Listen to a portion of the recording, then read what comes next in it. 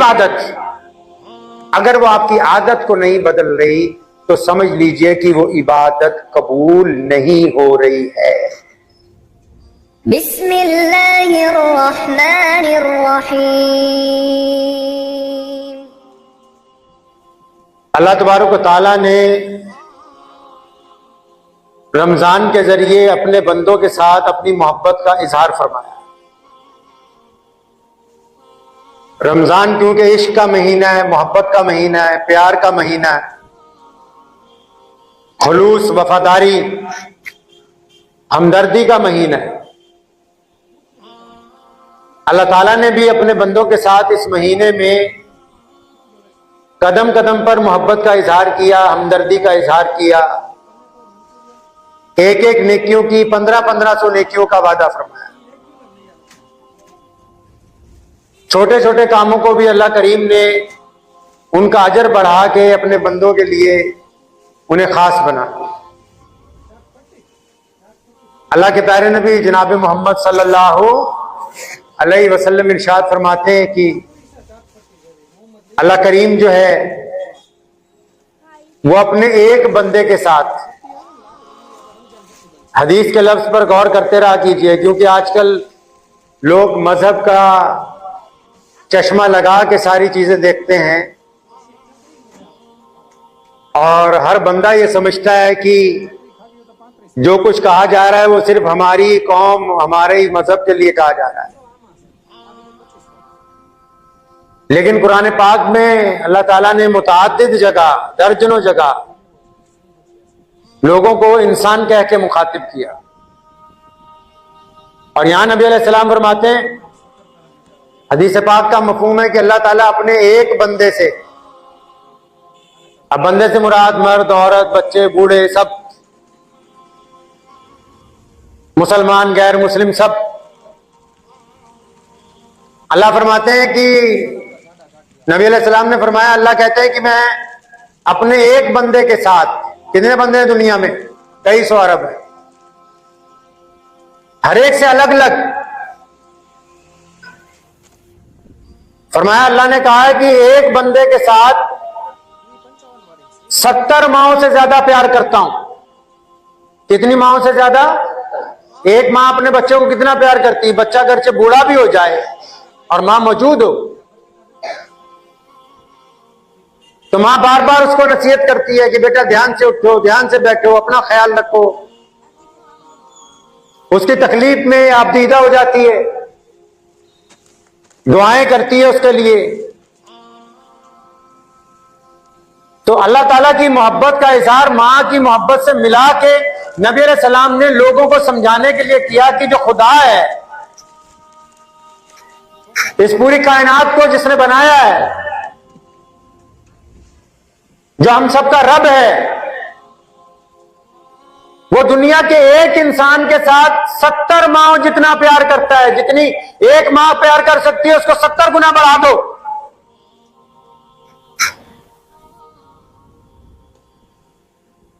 कुरान पाक में भी अल्लाह करीम ने अपने इस मोहब्बत का जिक्र किया कई जगह। दुनिया में असूल है एक कि लोग खूबसूरत लोगों से प्यार करते हैं, लोग दौलतमंद लोगों से प्यार करते हैं, लोग ऊंचे ओहदे वालों से प्यार करते हैं, लोग हुस्न वालों के साथ प्यार करते हैं, लोग किसी के पास कोई फन हो उसके साथ प्यार करते हैं, किसी से कोई मतलब हो उससे प्यार करते हैं, या कोई अल्लाह वाला हो, बुजुर्ग हो, उससे प्यार करते हैं, कोई नमाजी हो, मुत्तकी हो, परहेजगार हो, उससे मोहब्बत करते हैं। ये दुनिया का असूल है। और अगर कोई शराब पीता हो, कोई डाकू हो, बेईमान हो, कोई बदसूरत हो, कोई बदबू मार रहा हो, किसी से कोई गलती हो गई हो, तो लोग उससे मोहब्बत नहीं करते, लोग उसके ऊपर नुक्ताचीनी करते हैं कि यार वो तो बेईमान है, वो बेनमाजी है, वो गुंडा है, वो बदमाश है। मोहब्बत नहीं करते, उससे नफरत का इजहार करते हैं। करेंगे भी क्योंकि उसके कारनामे ऐसे हैं। लेकिन अल्लाह करीम ने कुरान पाक में जिक्र किया, अपने बंदों को कहा मुझे तुमसे बड़ी प्यार है, बड़ी मोहब्बत है। अब किन बंदों से कहा? नमाजियों से नहीं, मुत्तकियों से नहीं, हसीन लोगों से नहीं, परहेजगारों से नहीं। माते जो मां बाप होते हैं ना, जब बच्चे बड़े होकर बार बार गलती करते हैं, बार बार गलती करते हैं, मां बाप को तंग करते हैं, तो कचहरी पहुंच जाते हैं, कहते हैं इसको बेदखल करना है, नोटिस बनवाओ, इसको अपनी जायदाद से बेदखल करना है, अपने घर से निकालना है, हमारे कहने से बाहर हो गया ये। तो बुल्ले शाह रहमतुल्लाह अलैह ने इसकी अक्कासी की है, फरमाया एक गुनाह मेरे मां प्यो वेखण देवन देश निकाला, एक गुनाह मेरा मौला वेखे गलतियां बख्शण वाला। तो कुरान पाक में अल्लाह ने कहा मा गर्रका बिरब्बिकल करीम, अपने उन बंदों को जिनसे बहुत ज्यादा गुनाह हो गए, अल्लाह उनसे फरमाता है कि तुमको किसने गलत फहमी में डाल दिया, मैं तो तुमसे प्यार करता हूं, मोहब्बत करता हूं, अरे तुम मेरी तरफ आओ तो सही, तौबा के लिए हाथ तो फैलाओ, सजदा तो करो मेरे आगे कम से कम, एक दफा कहो तो सही कि मेरे रब तू मुझे माफ कर दे। फरमाते तू एक कदम मेरी तरफ आएगा, मैं 70 कदम तेरी तरफ आ जाऊं। तू चल के आएगा, वो दौड़ के तेरा बाजू पकड़ के अपनी तरफ खींच ले। अल्लाह करीम की ये सिफ्त है कि अल्लाह करीम की जो रहमत है वो अल्लाह ताला की तमाम सिफात के ऊपर गालिब है। हदीस में आता है, अल्लाह करीम ने खुद बताया कि मेरी रहमत जो है वो तमाम सिफात के ऊपर वो गालिब है। यानी कोई बंदा कितना ही गलतियां करने वाला क्यों ना हो, कितना ही बड़ा गुनहगार क्यों ना हो, लेकिन जब अल्लाह की रहमत उसे ढांप लेती तो अल्लाह करीम उसे माफ करने के लिए। रमजान मुबारक तो अल्लाह ने बहाना बनाया कि आओ मेरे बंदो सारे साल की गलतियां मान लो, कोताहियां मान लो। अल्लाह अपनी मोहब्बत का इजहार कर रहे हैं। 1500 नेकियां नमाजों के ऊपर, किसी का हाथ पकड़ के रास्ता दिखाने की नेकी, आंखें झुका के चलने पर नेकी, जुबान बंद रखने पर नेकी, चुपचाप बैठने के ऊपर नेकी, मां बाप के सामने हाजी कहने पर नेकी, किसी की तरफ सिर्फ मुस्कुरा के देखना कि वो आपसे नाराज ना हो इसलिए नेकी, शफकत की निगाह से अपने मां बाप को देख लेना उसके ऊपर नेकी। अल्लाह करीम ने इस महीने में बहाने बनाए अपने बंदों को बख्शने के। अब बंदे हैं कि इनमें कई अड़े हुए ही हैं कि भाई हमें तो बख्शिश करवानी नहीं है, अभी इनको ये गलत फहमी भाई हम तो बहुत अभी जिंदगी बहुत पड़ी है। बहुत सारे लोगों को यह गलत फहमी होती है कि अभी तो बहुत लंबी जिंदगी पड़ी है। आप अल्लाह करीम का कभी जो अल्लाह का इंडेक्स है, खुदा का, ईश्वर ने जो अपना निजाम बनाया, हर चीज का निजाम होता है ना, पुलिस का निजाम होता है, कॉरपोरेशन का निजाम होता है, लोकल बॉडीज का निजाम होता है, हर एक का अपना सिस्टम होता है ना, अल्लाह का भी सिस्टम, खुदा ने भी एक सिस्टम बनाया। आप मोहल्लों में जाओ, जहां ज्यादा लोग रहते हैं इलाकों में जाइए तो आपको सबसे ज्यादा किन लोगों की तादाद मिलेगी मोहल्ले में? सबसे ज्यादा आपको बच्चे नजर आए। कौन नजर आएंगे जी? सबसे ज्यादा बच्चे नजर आएंगे, गली में खेलते हुए, भीड़ लगी होगी बच्चों की। अच्छा, बच्चों के बाद सब फिर दोबारा ज्यादा गिनती है तो इनकी तादाद ज्यादा है। अगर बच्चों के बाद आप मोहल्ले में लोगों को गिनोगे तो नौजवान लोग ज्यादा नजर आएंगे, नौजवान लड़के लड़कियां हर घर में। अच्छा, इनके बाद अगर किसी की गिनती आती है तो वो बुढ़े बुढ़ियां हैं, वो किसी घर में एक है, किसी में दो है। समझ आई बात? नहीं समझ आई? ये अल्लाह का निजाम है। बच्चे सबसे ज्यादा हैं पूरी दुनिया में, उनके बाद जवान है, उनके बाद बुढ़े हैं। बच्चे इसलिए ज्यादा हैं और जवान बच्चों से इसलिए कम है क्योंकि हर एक बच्चा जवानी तक नहीं पहुंचता। हर एक बच्चा जवान नहीं होता है, आधे रास्ते में साथ छोड़ जाते हैं मां बाप का। इनको तो गलतफहमी है, अभी बहुत मुद्दत पड़ी है जिंदगी की। अब बुढ़े इसलिए कम है कि हर एक जवान बुढ़ा नहीं होता भाई। वो तो कह रहा है कि मैं 70-80 साल में जाके नमाजी बनूंगा, फिर हाजी बनूंगा, फिर दाढ़ी रखूंगा, फिर झूठ बोलना छोड़ूंगा। अरे जवानों की गिनती इसलिए ज्यादा है, बुढ़े इसलिए कम है क्योंकि हर एक जवान बुढ़ापे तक नहीं पहुंच पाता। ये निजाम है खुदा का जिसने कायनात को बनाया है।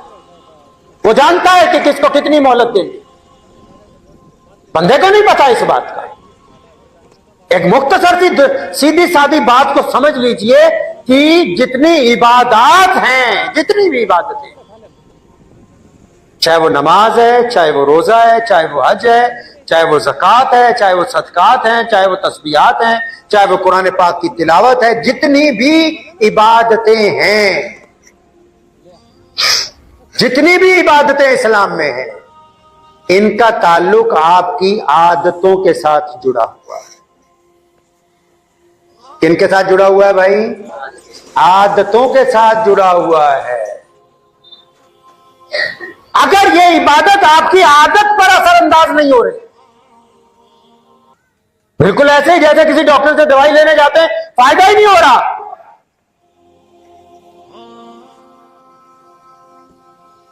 अगर ये इबादत आपकी आदत बदलने में कामयाब नहीं हो रही, नमाज के बावजूद आपकी जुबान में तल्खी है,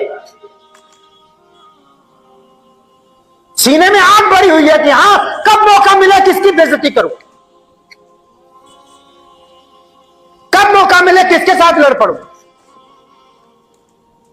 कब मौका मिले घर के अंदर गुंडागर्दी करूं, मां बाप से बेअदबी करूं, अपनी बीवी से बदतमीजी करूं। रोजा रखने के बावजूद भी आप गुनाह कर रहे हैं, आंखों का गुनाह कर रहे हैं, जुबान का गुनाह, हाथों का गुनाह कर रहे हैं, मोबाइल पर गन देख रहे हैं। कोई भी इबादत अगर वो आपकी आदत को नहीं बदल रही तो समझ लीजिए कि वो इबादत कबूल नहीं हो रही है। वो खाली रिहर्सल ही कर रहे हो, आप अपने दिल को तसल्ली दे रहे हो बस।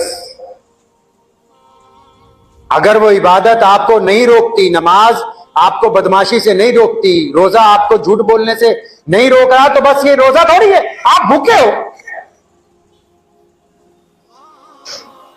किसी की बहन और बेटी की तरफ गंदी निगाह डाल रहे रोजा रख के, आप रोजेदार थोड़ी हो, सिर्फ भूखे हो। आपने तो रोजे को मकसद को पहचाना ही नहीं।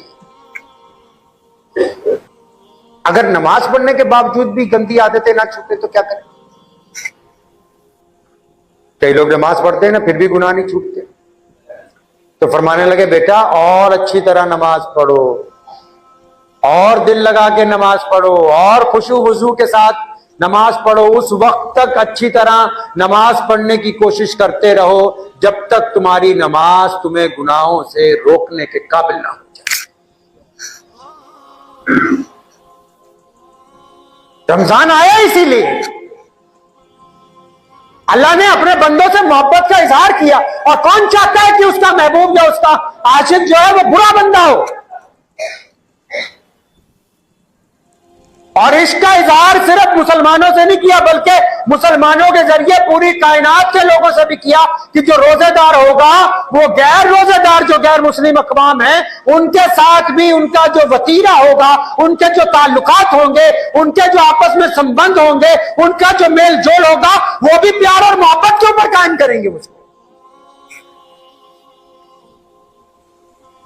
सिर्फ यही थोड़ी कि रोजेदार अकेला रोजेदार है, नहीं, रोजेदार एक अच्छा बेटा है, रोजेदार एक अच्छा हामिद है, रोजेदार एक अच्छा व्यापारी है, रोजेदार एक अच्छा मजदूर है, रोजेदार एक अच्छा डॉक्टर है, रोजेदार एक अच्छा ऑफिसर है,